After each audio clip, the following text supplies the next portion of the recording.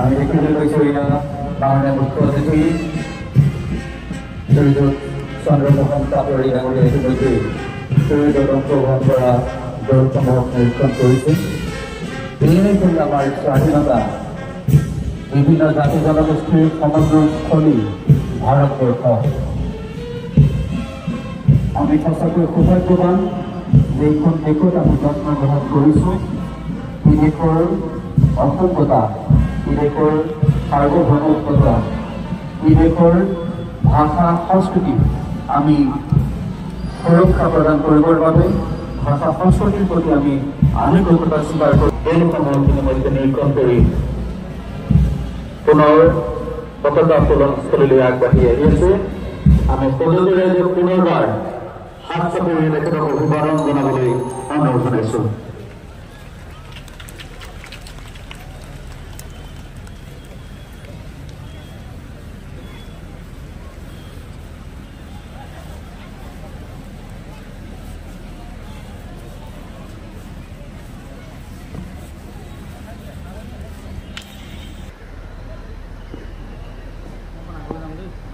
দেশৰ ইতিমধ্যে সাজু হৈছে মাননীয় মুখ্য অতিথি চন্দ্ৰমোহন পাটোৱাৰী ডাঙৰীয়াই।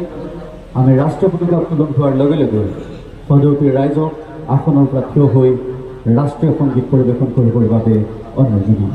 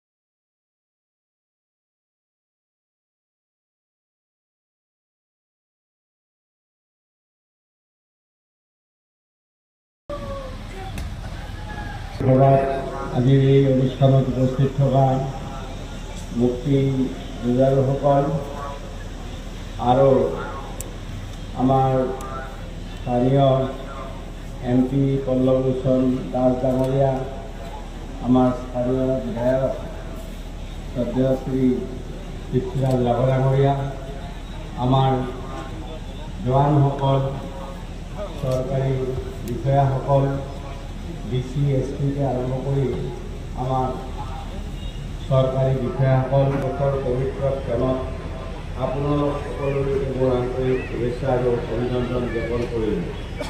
এই শুভক্ষণত জাতিৰ পিতা মহামানৱ মহাত্মা গান্ধী আৰু তেখেতৰ অহিংসাক মূল মন্ত্ৰ হিচাপে লৈ সাম্ৰাজ্যবাদী ব্ৰিটিছৰ বিৰুদ্ধে যুঁজ দিয়া দেশৰ জ্ঞাত অজ্ঞাত মহান সমাজবাদী শ্বহীদসকলক চৰকাৰে স্মৰণ কৰি তেখেতসকললৈ আন্তৰিক শ্ৰদ্ধাঞ্জলি জ্ঞাপন কৰিছে।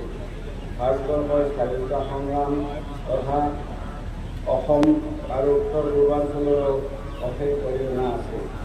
অসমৰ প্ৰথমগৰাকী মুখ্যমন্ত্ৰী লোকপ্ৰিয় গোপীনাথ বৰদলৈ, দেশভক্ত তৰুণৰাম ফুকন, কৰ্মবীৰ নবীন চন্দ্ৰ বৰদলৈ, অম্বিকাগিৰি ৰায়চৌধুৰী, বিশ্বৰাম মেধি, অমিয় কুমাৰ দাস, চন্দ্ৰনাথ শৰ্মা আদি প্ৰাতঃস্পৰ্শত সমগ্ৰ বিশ্বৰ ভিতৰতে এক বৃহত্তৰ গণতান্ত্ৰিক দেশ হিচাপে পৰিচিত হৈছে।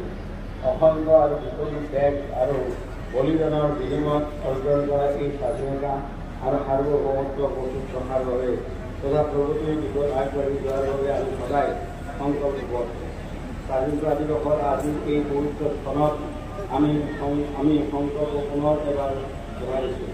শ্ৰদ্ধেয় ৰাইজ, ভাৰতবৰ্ষৰ মাননীয় প্ৰধানমন্ত্ৰী শ্ৰী নৰেন্দ্ৰ মোদী ডাঙৰীয়াৰ নেতৃত্বত বৰ্তমান আমাৰ দেশ দ্ৰুতগতিৰে প্ৰগতিৰ দিশত আগবাঢ়িছে আৰু বিশ্বগুৰু হোৱাৰ দিশত অগ্ৰসৰ হৈছে।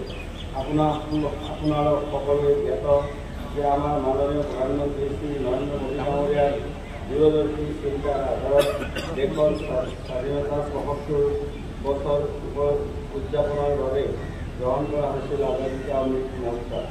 ভাৰতবৰ্ষৰ স্বাধীনতাৰ ৭৫ বছৰত উপনীত হোৱাৰ ৭৫ সপ্তাহৰ আগতে ২০২১ চনৰ ১২ মাৰ্চ তাৰিখে প্ৰধানমন্ত্ৰী ডাঙৰীয়াই গুজৰাটৰ পৰা এই মহোৎসৱৰ শুভাৰম্ভণি কৰিছিল।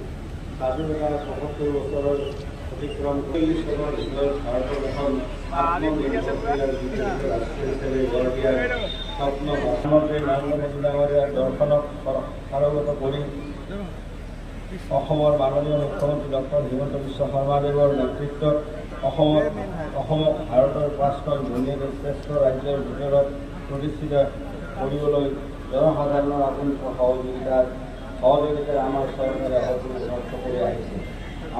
আমাৰ চৰকাৰৰ অন্যতম লক্ষ্য হৈছে অসমবাসীৰ স্বাভিমান আৰু মৰ্যাদা সদায় ৰক্ষা।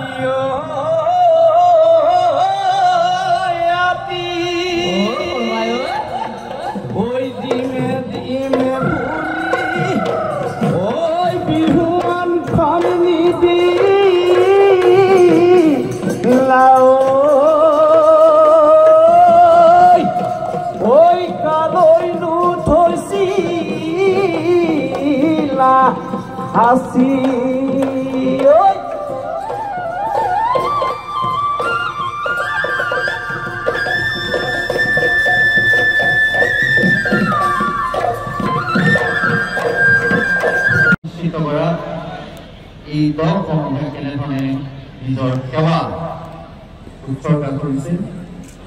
এয়া এটা স্লিপাৰ দল, যি নিজৰ প্ৰচণ্ড ঘাম শক্তিৰে অপৰাধীক বাছি উলিয়াব পাৰে।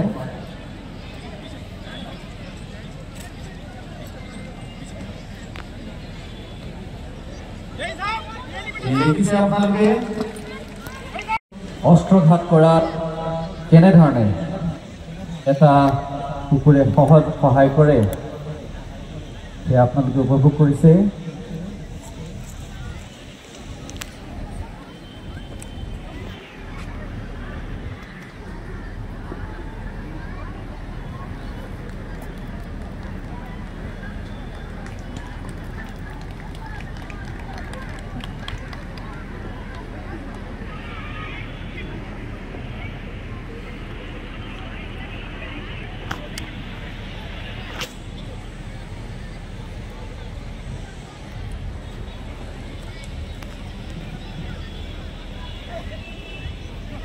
বৰ সুন্দৰ।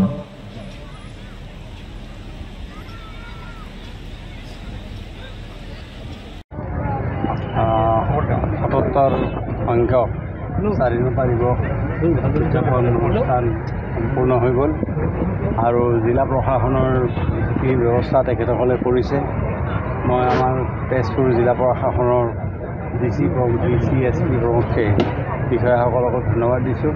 আৰু আজিৰ এই মুহূৰ্তত যিসকলৰ ত্যাগৰ ফলত আমি স্বাধীনতা লাভ কৰিলোঁ, সেই বীৰ শ্বহীদসকলৰ প্ৰতি আমি শ্ৰদ্ধাঞ্জলি জ্ঞাপন কৰিছোঁ, তেওঁলোকৰ আত্মাৰ শান্তি কামনা কৰিছোঁ। আৰু যিসকল সেই সময়ত অসমৰ ভাৰতবৰ্ষৰ স্বাধীনতা আন্দোলনত যিসকলে অংশগ্ৰহণ কৰি বহুখিনি কষ্ট কৰিলে, গতিকে সেই মুক্তিযোদ্ধাসকললৈকে আমি আজিৰ দিনটোত আমি তেখেতসকললৈকে আমি সন্মান জনাইছোঁ, তেখেতসকলক শ্ৰদ্ধা যাচিছোঁ। আৰু আগন্তুক দিনত আমাৰ ৰাজ্যখন স্বাধীনতাৰ পিছত যিমানখিনি আগবাঢ়ি যাব লাগিছিল সিমানখিনি আগবাঢ়ি যাব নোৱাৰিলে। গতিকে আজি আমাৰ মাননীয় মুখ্যমন্ত্ৰী ডক্টৰ হিমন্ত বিশ্ব শৰ্মা ডাঙৰীয়াই কৈছে যে মোদী ডাঙৰীয়াৰ যিখিনি সহায় সহযোগ প্ৰধানমন্ত্ৰী মাননীয় নৰেন্দ্ৰ মোদী ডাঙৰীয়াই যি সহায় সহযোগ অসম তথা উত্তৰ পূৰ্বাঞ্চলৰ কাৰণে আগবঢ়াইছে, গতিকে তেনেকুৱা এটা ক্ষেত্ৰত আমাৰ মাননীয় মুখ্যমন্ত্ৰী ডক্টৰ হিমন্ত বিশ্ব শৰ্মাই এইটো কথা থিৰাং কৰিছে যে আগন্তুক দিনত আজি যিটো দৃষ্টিভংগী লৈ বা যিখিনি কাৰ্যসূচী লৈ তেখেতে কাম কৰি আছে, গতিকে তেখেতে এটা ইচ্ছা কৰিছে যে ভাৰতবৰ্ষৰ 5খন ধনী ৰাজ্যৰ ভিতৰত অসম ৰাজ্যখনো এখন হওক। গতিকে তেখেতৰ এই যিটো এই ইচ্ছাৰ জৰিয়তে অসমৰ সৰ্বাংগীন উন্নতিৰ লগতে অসমৰ নিবনুৱা সমস্যা আৰু আমি নিজে আত্মনিৰ্ভৰশীল হোৱাৰ এটা আমি সুযোগ আগন্তুক দিনত পাম। বাকী ধনী ৰাজ্যসমূহে যেনেকৈ নিজৰ ওপৰত নিজৰ উদ্যোগ কৃষিখণ্ড বা বিভিন্ন ক্ষেত্ৰত তেখেতসকলে স্বাৱলম্বী হৈছে, তেনেকুৱাকৈ স্বাৱলম্বী আমিও হ'ব পাৰিম। গতিকে আমিও ৰাইজৰ সহযোগ বিচাৰিছোঁ, আপোনালোকৰ সহযোগ বিচাৰিছোঁ, যাতে আমাৰ মুখ্যমন্ত্ৰী ডাঙৰীয়াই যিটো সংকল্প গ্ৰহণ কৰিছে সেই সংকল্পত যাতে আপোনালোক সকলোৱে সহযোগ কৰে আৰু ৰাইজেও যাতে সহযোগ কৰে আৰু অসম ৰাজ্যখন ভাৰতবৰ্ষৰ 5খন ধনী ৰাজ্যৰ ভিতৰত যাতে এখন হয়, তাৰ কাৰণে সকলোৰে সহযোগ কামনা কৰিছোঁ। Like your family, your machine also needs extra care. Your life, your success depends on them. Give them quality lubricants. Motorol lubricants, beyond compare.